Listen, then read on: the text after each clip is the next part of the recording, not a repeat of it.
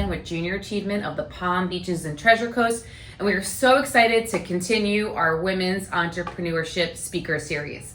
We are so grateful that we get to showcase women leaders in our community. Today, we will hear more inspiring stories of resilience, innovation, and success to empower our future entrepreneurs. So today we welcome Anna Martinez from Lumen Cordis. Good morning. Good morning, Erica. Thank you for having me. Thanks for coming. So let's start with Lumen Cordis. Yes. What is that? So it means light of the heart in Latin, and I picked it as I was kind of starting my business. I wanted lux, which means light. I worked a lot with people that have experienced trauma, and one of the things that I wanted to highlight was that resiliency and healing after it. So I wanted something that would elicit that.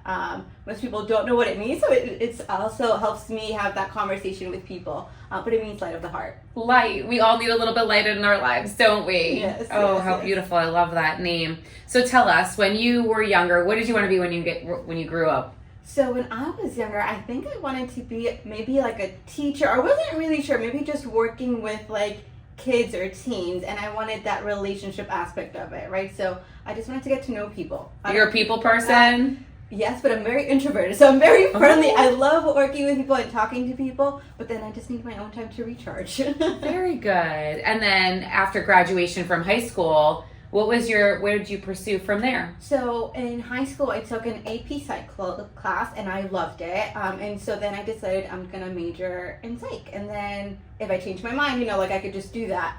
Went into college, I went to FSU, and I started taking classes. I did internships, and I volunteered. And the more I did it, I was like, this is it. I want to do it. And so at one point, I was between research or doing therapy.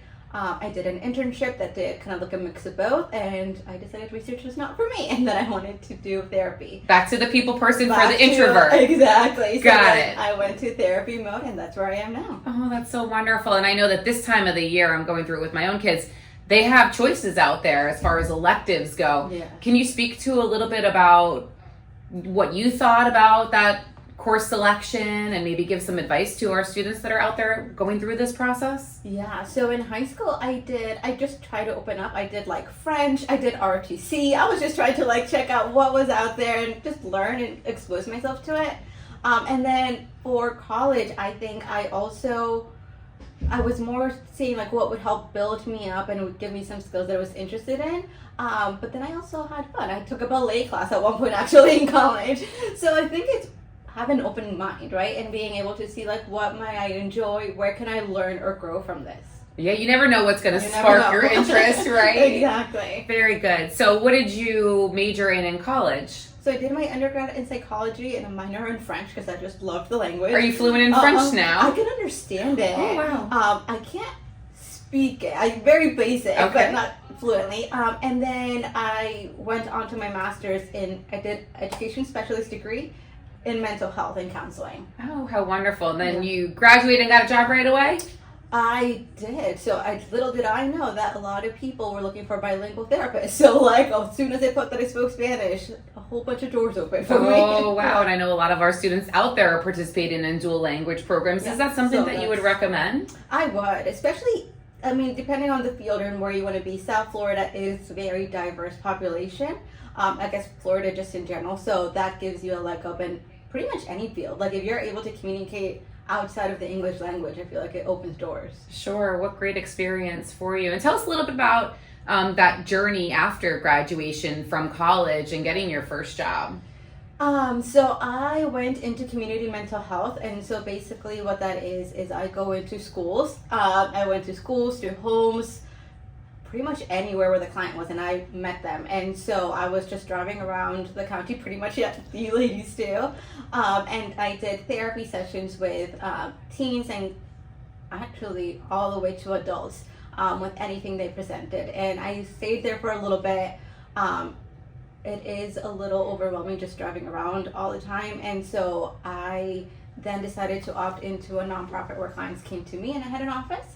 And I started out actually way out west in Pahokee area, and then moved closer to Riviera, and then later on I started my practice about 5 years ago now. Wow, so you've seen all different types of settings, whether it be Yes. going out into the community or them coming to you.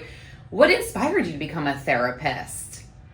I think I love people, and I think this is a neat way to. It is just an honor to hear people's stories, and I get to see their resilience. So I see the transformation from people coming in, maybe in pain or in their struggle, but then seeing them be like, oh, I can do this, or like, I am this person, and be proud of who they are. So I love having that first seat, like first row where I can see that transformation and helping them in that healing journey. So I love that part of it. And then it allows me to love people. I feel like there's so much hatred in this world. So even if it's in a small way, I feel like I'm sharing my love with people. And then they in turn get to love themselves and the people around them too. What wonderful work you do. I mean, helping others find strength within themselves. How beautiful. So as a women entrepreneur, what do you think would be one of your biggest challenges to starting your own practice? And that's really a lot, going from working for somebody else where they kind of dictate your schedule and your clients and whatnot, to taking that step out there on your own. So I think for any entrepreneurs, first, I didn't know what I was getting myself into, right? So I was like, I have no idea what I'm doing. I don't know where to start. There was no training in any of this. And I think as a society, we tend to, I think it's changing now, but mostly see owners or entrepreneurs as male figures. So coming into different networking events or different things of that nature, I still saw myself as a therapist, right? Not so much as a business owner. So it took a lot of even inner work and me being able to be like, oh, you know what? I do own a business, right? I'm just beyond the therapist. I own a business. So I think as a woman, being able to recognize what you bring to the table and what you're offering, right? Your service or your product, and being able to showcase that to other people.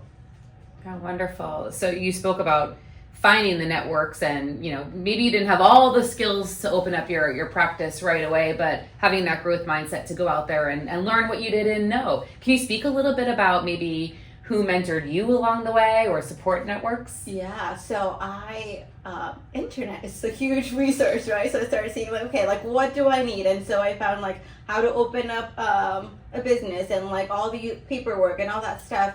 And I also found that there are coaches out there. So there's business coaches. And so I actually enrolled in a course specifically designed for therapists about opening up your private practice.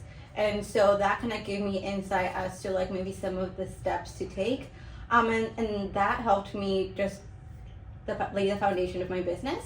And then later on, I went back for a different business coach to help me with that mindset as well, and then work through other stuff. So there's a lot of resources out there, so might as well go and use them, right? Absolutely. And it doesn't always come to you, right? You have to be thirsty for that knowledge and go out there and seek that. So kudos to you for doing all of that work. Many people might be hesitant to seek therapy. How do you kind of break that stigma? Yeah, so it's a huge barrier, right? There's still a big stigma. One of the things I noticed is education and the conversations about it, right? So destigmatizing, letting people know that we don't have to be in a crisis, or we don't have to be going through necessarily a rough patch. It can be something that helps us have better relationships with people, learn how to better take care of ourselves. I went into private practice as the pandemic was going on, and I feel like that also gave rise to a conversation about mental health that we were not having before. So I think it opened some doors. And then even after that, I've been doing a lot more workshops. So now not only therapy, but doing workshops and teaching people, hey, we all experience anxiety, right? We all could use more tools on how to navigate this. And so it's having the conversations, educating people, having therapy be a resource. And it's not necessarily you are depressed, right? It can be we all have bad days. So this could be a great resource to help you navigate those better too. Absolutely. Strategies, right, for success. And we all need a support system. Exactly. So we definitely recommend that people go out there and find their support system, whatever that might look like. How do you balance the emotional demands of therapy with running a successful business? I'm sure you have marketing and scheduling and figuring out where your priorities are. How do you balance all of that? Yeah, so one of the things I learned actually through coaching was also having systems, right? Getting help when I need it for the things that maybe I'm not, I don't necessarily want to do, or I'm not super skilled at either. And then also being able to, as an entrepreneur, I do have the flexibility of creating my own schedule. So having some sort of structure. And so these are my marketing days, these are my session days. And so navigating that and acknowledging, being aware of my own limits. So like seeing like what feels good and what doesn't. And so it's just a matter of awareness in myself too. Very good. So I know that, and I understand that you specialize in working with teens and families. What are some of the challenges that you see young people face today? Right now, a lot of anxiety. So when it comes to school, a lot of people also experience bullying. So we have this tendency that of being perfect, right? That perfectionism thing. And so I see a lot of kids, and it's starting younger, that they want to get into the right school, pick the right classes, get the right jobs. And there's so much pressure, right? And that pressure in itself sometimes just blocks them. So although those are very important decisions, right? Teaching them how to navigate that. And so one of them is what they're experiencing. Sometimes parents also don't realize how they're contributing to that stress, or maybe not giving them the right skills. So I have parents that just want to make everything easy for the kid, and all, it comes from a good intention. Sometimes that's also not helping the kid. So it's also helping the parents realize, okay, like, let's empower the kid, right? Let's empower the teen to make their own choices. And sometimes that means making mistakes too, because we learn from those as well. Absolutely. I think awareness is a big part of it, right? And finding that balance. Absolutely. Let's see. So with your business, who do you turn to for support? Do you do it all as far as marketing, and do you have employees or? I've had contractors, so I go and depending on what stage I'm in, sometimes I'll delegate. So the marketing part of it, the accounting part of it. Oh yes. So there's a lot of things that go through it, and then summer tends to be a quieter time for me. So at that point, I kind of review what has happened in the past year, see what needs to change, where I either need extra support or some of the things that I have on that I can delegate. And so that's where I'm at. And actually, this past year, I was seeing, okay, who else I can or need to bring into the team to make it easier for me as well. I feel like technology, there's been so many innovations that are happening over time. Like just in my lifetime, it's kind of mind-blowing. How do you integrate technology, social media, and AI into your business? Yeah, so AI has been a great resource when it comes to documentation.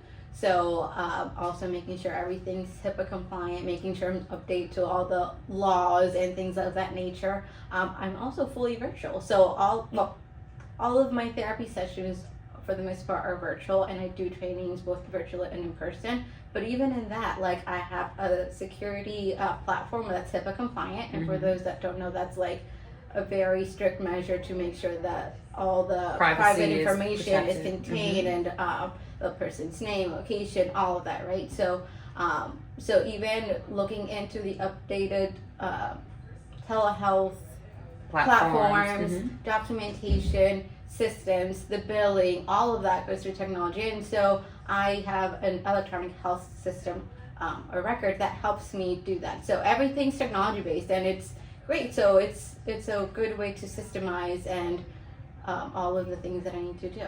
Sounds like excellent tools for management purposes. Yes, tools, exactly. So for students out there who might be thinking about a career in mental health, what type of skills do you think they would need to head into this direction? So a lot of awareness too. I think it starts within us.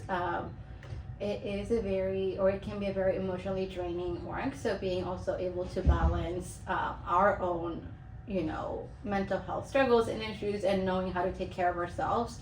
I remember in my practicums, right, like seeing some cases, and I worked with like very intense like neglect cases, and so coming freshly, from college, it was a shocker, to hear a lot of those things. So being aware of like, okay, where are my limits, the kind of populations that they might work with, or the kind of settings that they can work in.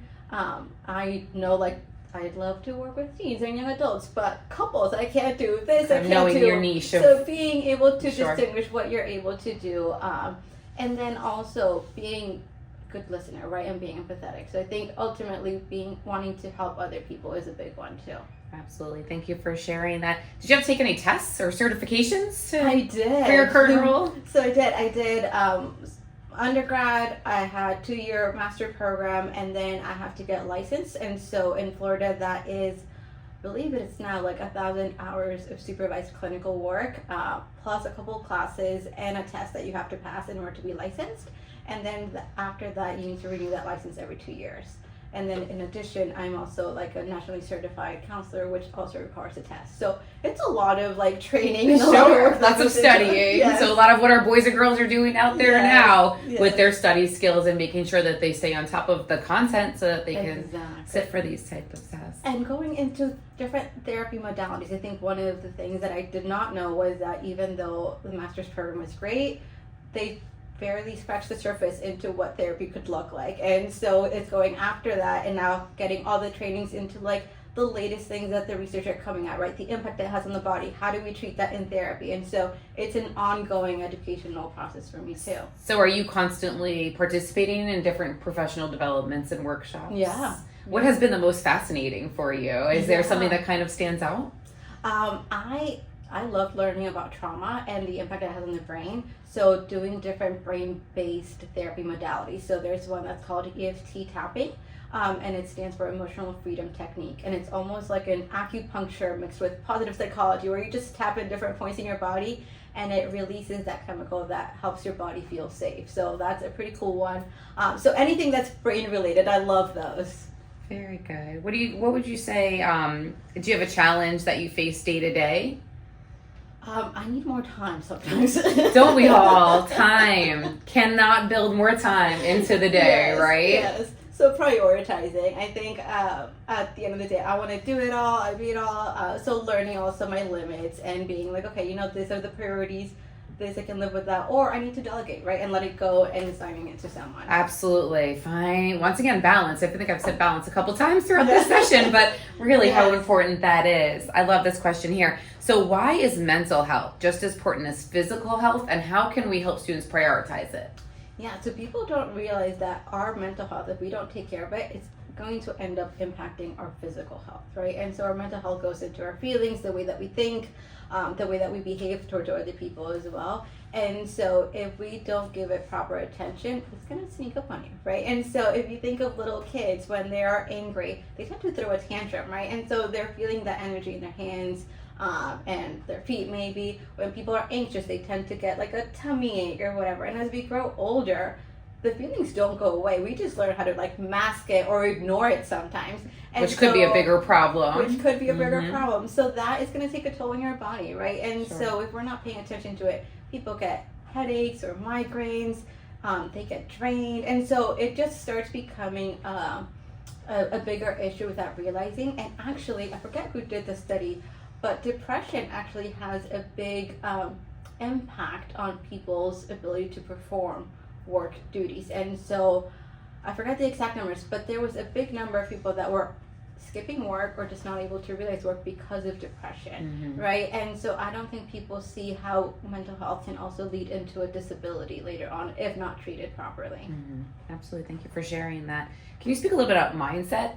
Yeah. Do you think that mindset has effects on the way we think, the way we act, the future of our, of our actions? Yeah, you mentioned earlier a growth mindset, and I love that because going back to the perfectionism tendencies that we get to see, sometimes we get stuck on it has to be this way and that's it. Whereas with the growth mindset, we can see that it's an ongoing process, right? We can always grow, and that there's not necessarily a right way, and that we can make mistakes. So it's also, I think, a part of being compassionate with ourselves and being able to see it in a light where we're going to make mistakes, but that doesn't define us, and that it's a process that we can continue to walk through at our own pace, and that we all have our own journey at the end of the day, too. Giving ourselves a little bit of grace, right? Exactly. A little bit of love and grace. Do you know of any unique challenges that women in the mental health entrepreneurship world face? Anything specific that you could think of? Well, in general, for mental health, we go back to the stigma. So it's kind of teaching people or educating people on maybe the benefits of just having the conversations, right? So it doesn't necessarily have to be weekly therapy, but just making sure that we're aware of like the coping skills that we can use, how it impacts our physical health, and having those resources available to us. And then Specific times for women. That's a good one. Well, it sounds like really having that coach and finding your networks really has helped you along the way. So maybe that's a piece of advice for others as if they wanted to continue on this pathway. Thinking back, is there any advice that you would give your younger self? Yeah, to be open to just trying, right? I think in the beginning I had that perfectionist mindset too, where like it has to be perfect and making mistakes. And I think it's also just being able to know that we're going to evolve. Going back to that growth mindset, like we can start something and then change our mind or realize, hey, there's a bigger need here, or this is how I could do it better, and then just changing it that way. I've learned a lot of things along the way. I've changed a lot also in seeing like what the needs are. So just being able and open to trying things and knowing that I'm going to make mistakes, and then that there's growth in that too. Absolutely. What a great message for our students. Well, you speak about you clearly are very compassionate and very skilled, very highly qualified. Is there anything else that you would like to share with our students? Just to take care of yourself, right? So I do love doing all the things, but I know like in the mornings I wake up and I go on a quiet walk with my dog, and that's just my time, so I know I need that quiet time. After a session, I also know like, okay, this is what I need, and I may go and read or do a puzzle, but being also like compassionate with your own self. So after a big test, right, like take care of yourself. Like if you just need a break, take a break, right? And so I think there's always something more for us to do, but it's still going to be there after we take a break. So I think especially as we continue to grow into education, like I love learning more, and I love that you have students, that are aspiring for future goals, but being mindful of yourself too. So taking breaks, it's okay. Making mistakes, it's okay. And then just kind of keep going. Excellent. Wonderful advice for our students. And we want to thank you for meeting with us today and letting us know more about Lumen Cordis, and that's Light of the Heart. Yes. And really, I just commend you for helping others find strength. It's very important work that you're doing within our community. And I hope that our boys and girls out there can find strength within themselves and lift others up with that growth mindset and positive attitude. So thank you. Thank you, Erica.